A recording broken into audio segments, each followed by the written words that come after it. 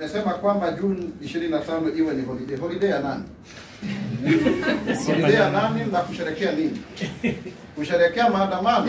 Hapana.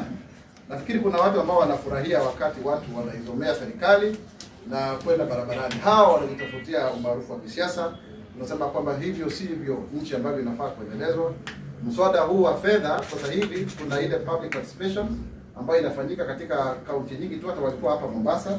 Watu wakwenda watoe maoni yao mbadala kuhusu pendekezo la sheria hilo, lakini sio kusema kwamba tuanze maandamano.